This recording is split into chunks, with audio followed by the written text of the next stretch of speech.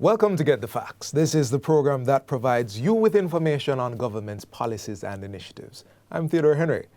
In 2017, the first Zone of Special Operations, ZOSO, was declared in Mount Salem, St. James, as a strategy to clear the community of players of criminal activities, maintain the presence of the security forces, and of course, to build out infrastructure. That strategy has since been employed in 6 other communities across 3 parishes. The measure is deemed necessary to apply targeted solutions that can restore public order, sustain peace, but ultimately transform the communities. ZOSOs are also meant to help foster the process of engagement and confidence building between citizens and the security forces. So to discuss that and much more, my guest today is Managing Director of the Jamaica Social Investment Fund and Deputy Chairman of the Social Intervention Committee, Omar Sweeney. Welcome to the program, Mr. Sweeney. Thank you, sir. Thank you for the invitation. All right, let's jump right into getting the facts. To date, there are 7 communities under a zone of special operation. That's correct. And let me know if my data is right. 4 in Kingston and St. Andrew, 2 in St. James, 1 in Westmoreland. Yes. Sounds about right? That's correct. All right, so I want to talk about these communities and the interventions taking place. But before I jump to the question, I understand that 2 are in the build phase. The remaining communities are in the hold phase. And I wanted to help our viewers understand the distinction between those phases first. Okay, great question. So the ZOSO mantra is clear, hold, and build. Clear, hold, build, right? Right. So when a community has been designated a zone of special operations, there is the security forces will move in, as we know, and there's a clearing operation, right? So that clearing operation would include removal of derelict cars, buildings, hiding places for contraband and weapons. They would also maintain and establish a perimeter, a security perimeter, maintain and establish some controls for movement, that sort of thing. That's the clear phase. It's not just garbage collection. No, it's actually to impress the security forces into that space. Right. Once they have completed that, they go into the hold phase, where in the hold phase, you are trying to ensure that all the things that you had done in the clear phase hold. Right? Okay. And it's necessary because for state agencies and NGOs, if you will, to operate in the space now, there has to be a reasonable level of security for persons coming into the community. And so they continue to hold that space. And then, of course, once those agencies are engaged and interacting, you go into the build phase. Right. Build, if I'm reading this correctly, is establishing permanent places. Well, build would be infrastructure. Yeah, the build would be to implement now the necessary actions that would have been designed for the community. At all phases, the police, of course, and the security measures are in place. Right. And so it is fluid. It's also not a very rigid lines. So not one size fits all. No, it's very fluid. I mean, you could have a clear phase where you do need to engage social interventions in civil registration, for example. That can happen in the clear phase, right? Because if people are controlled in their movements, you may need to establish IDs at that time. And so it's not to say that no interventions can come in the clear phase, but we do have to have a template to follow. So doing what works. That's the sense I'm getting. And since it's not one size fits all, give me a little idea of what it's like in Mount Salem. Well, Mount Salem, as we know, was the first zone of special operations. In September this year, it's been 5 years. And so we're actually really moving towards the end of our interventions in Mount Salem at this time. Right. And we've had a tremendous transformation in Mount Salem. As you know, the physical infrastructure in the community has been upgraded. All right. That's roads, drainage, utilities like water supply and electricity. We've had zinc fence removal. We've had solid waste management. We've constructed 2 community parks. We've constructed a brand new police station. And we are currently now upgrading the primary and infant school.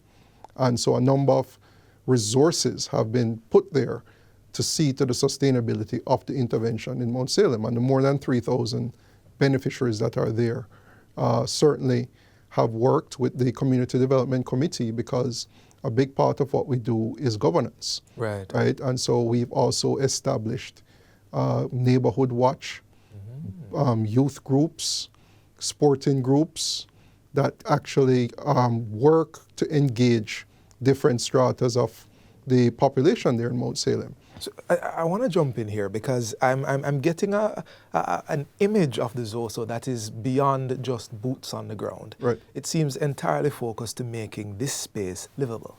Of course, it's really just to make the community be what we would want any community to be in Jamaica. Yes. And so, I mean, even today as we speak, if you were to drive into Mount Salem, it's not boots on the ground and gates and all. It's a community. Right. You know, and people are going about their business and carrying out things. So yes, it is a zone of special operations, but at the same time, we have now transcended in the 5 years from that sort of boots on the ground image to a normal, well-functioning community. They have their weekly meetings on Sundays with the group. Communities can come out and hear their concerns. And so it's very functional and acting normally there. Let's talk about one of those communities in the hold phase, Norwood, St. James. Well, so Norwood was the 5th community that was named. In the case of Norwood, a large community as well. Right, right. You know, the infrastructure was fairly good. You know, the houses and the road infrastructure in Norwood is good. In Norwood, we want to target the youth a little bit more and get them involved in remedial skills training programs and livelihood programs, Yes. as well as improve the ability for them to participate in sporting and community activity. So we're currently working on those aspects to bring to Norwood, which is something that came through our consultation with the community leaders there. And so while we're in the whole phase, we're now having these consultations and developing and designing the programs, bringing in the necessary actors. And so that's how Norwood has been operating in the whole phase so far. Okay. And I realize in the whole phase that the majority or the larger number, Greenwich Town, Augustown, Parade Gardens, those are in St. Andrew. Yes. You know, so, and based on what you have said so far, it's a case-by-case basis. Yes. You have your rubric, but conversations are happening in Parade Gardens and Greenwich Town that are specific to that area. Of course, of course. And it's very specific because we found, like, for instance, in Greenwich Town, you have a blend of small business enterprises intertwined with residences. Right. You know, hairdressers, tattoo shops, you know, small business enterprises. So in the case of Greenwich Town now, we were very strong in small business enterprise grants, you know, to have, you know, someone who needed a freezer, a car wash need a power washer. These things to help their livelihood and even create jobs, you know, because that's how that community operates. Understand. So we spend a lot of time on the Social Intervention Committee really looking at the deficits and see how we can fill those gaps and how we can make it so that the community can sustain itself. I love it. I love it. We're getting the facts, and we're going to spend some time talking about the underlying pillars that guide the ZOSOs on the other side of this break. We're going to continue our discussion with Mr. Sweeney as we explore the achievements that have been taking place as well in ZOSO communities. So don't go anywhere. Stay with us. To deal with crime and violence, we must be united. Please cooperate with the security forces. Call 311-119 or the JDF tip line. If you know something and you not talk, you're a part of the problem. Welcome back to Get the Facts. We are discussing achievements that have been taking place in ZOSO communities with Deputy Chairman of the Social Intervention Committee, Omar Sweeney. Let's pick up right where we left off. Yes. We spoke about a few communities. We spoke about hold phase, build phase, what that means. Now, you mentioned something which just made my ears perk up. You said beneficiaries. Right.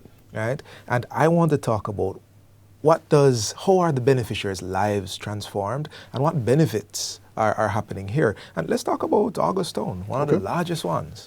Yeah, so Augustown, certainly we know it has a large community and it's made up of actually 5 districts within the community: African Gardens, Goldsmith Villa, Hermitage, as well as Bedward Gardens. Right. And so we do have to reference them together as one because, you know, it's, you know, persons get, yeah. And currently in Augustown, yes, we're in the whole phase, but we're also carrying out building. I mean, in Augustown, we had a similar experience to Greenwich Town, a number of small enterprises there. And we're now on phase 3 of our enterprise development grants. Close to 200 grants have been given out in the community, and more than 2,000 residents there have already benefited from the work we've carried out there in physical improvements, the enterprise grants, summer camps, the solid waste management program. And so those numbers continue to climb. And what really happens, and let me just say this, just so we have a template, and the ZOSO is also governed through oversight of the National Security Council, which is chaired by the Prime Minister. Right, right. And the National Security Council signed off on the development pillars of the ZOSO, which include the physical improvements, land tenure, the community safety, faith-based operations, as well as human and community development, and then the enterprise grants would fall under the pillar of business development. Right. These are all development pillars that each community has to be built on. In their own in ways. their own ways. Right. And so at the NSC, they sign off on the development pillars and they monitor and evaluate those pillars as we carry out the intervention. So this is more than just hearing grants and zinc fence, and they're actually a monitoring and evaluation framework that determines and scores how well the community is developing along that continuum. And so, yes, we count beneficiaries, and when I say beneficiaries, I mean direct beneficiaries. You can have indirect beneficiaries. So if you live in Augustown and the school is upgraded and your child goes to that school, the entire family benefits. Right. And so you can have indirect beneficiaries of 5, 6, 7 people who are benefiting now from their children being in a A-star type of school. But grants for business are direct benefits. They're direct, right? But the owner of that business family benefits as indirect because that's livelihood for them. Right. And so so we continue like in Augustown to work, and the program there is going quite well. And certainly the security numbers have been good. The agencies have been operative, the Heart Trust NTA, the Ministry of National Security, the PATH program, and these are some SDC. Of the stakeholders. These are the stakeholders that are working assiduously in the community every single day. Right. And so it's not just JSIF per se. JSIF has a lead, but we're also working through the different ministries. Just 2 weeks ago, the Ministry of Economic Growth also was on the ground looking at doing some zinc fence removal. So it's a cross-government intervention of really the ZOSO. Just to touch on some of the others, like Denham Town, how many beneficiaries lives? In Denham Town, similar program, similar development pillars, 8,000 beneficiaries. 8,000, yes. All right. Parade Gardens. Well, Parade Gardens, we still are collating the numbers. Right. That's the latest zone of special operations, and so we're in the clear phase, and we have not really put our boots on the ground, per se, to do the household surveys. Parade Gardens and Russia, in Savlamar, in Westmoreland. Those are 2 communities that we're still getting ourselves on the ground to do the household surveys and really get an understanding of what's happening. And that's a big part of what we have to do. Understood. I don't want to leave out Norwood, though. We spoke about Norwood. Yes. And it's a similar amount, about 2,000, 2,500 beneficiaries so far. It's a large community, but like I said, our focus there in Norwood is around youth and some small business enterprises. Got you. I want to underline this part for our audience. I know you've spoken about it a bit, but I wanted you to underline for us some of the main infrastructure interventions. Just give us that list again, implemented in these zones. Well, all right. So typically the main infrastructure would fall under road improvement. Road improvement is very important because it allows better policing of the community, not only by the police, but also by community residents. It allows for better emergency vehicles, ambulance, fire, to come into the community, access, right? And it creates a greater sense of community and being able to know that you live in an environment that is, structured. And so the road improvements is big. The zinc fence removal improves community safety. As I've said many times, we use crime prevention through environmental design, which is a way of creating better lines of sight. So, you don't have a zinc fence hiding what could be bad behind there. Right. So you create better lines of sight, you create a better perception of safety for persons walking along the road. Street lighting is important. So these are some physical things. On the softer side, I have to say something about parenting. All right. Parenting support is a big part of the ZOSO. Right. Giving the parents the necessary support, and the NSPC, National Parenting Support Commission, do a lot of work in the communities as well, giving the parents support with the children, homework, and counseling, and helping them get through the life of Like raising. a bit of a lifeline. You can Yes. get help and advice and Right. that sort of thing. Right, and we've gotten strong support from local churches as well in providing spaces for us to carry out the programs, summer camps, for example. Then you need space to carry out for people to go. And so it has been really a joined up approach, working not just with government agencies, but also with non-government institutions. And so that's the approach we've been taking.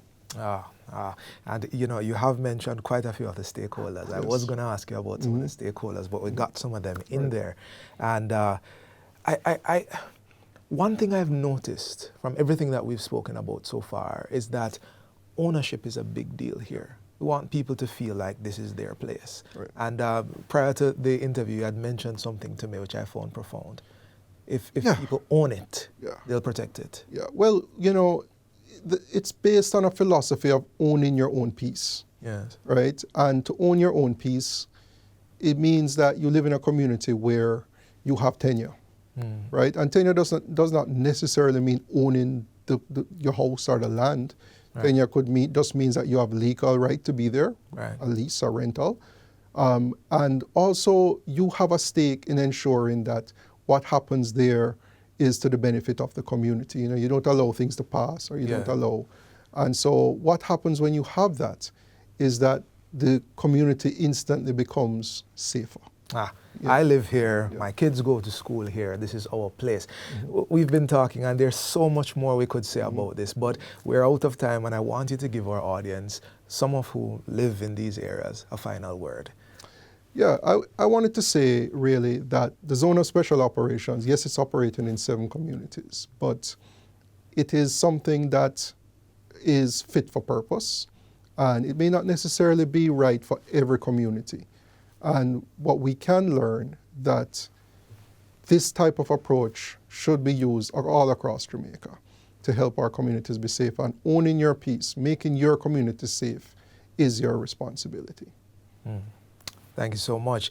This has been Get the Facts. Our guest today was the Managing Director of the Jamaica Social Investment Fund and Deputy Chairman of the Social Intervention Committee, Omar Sweeney.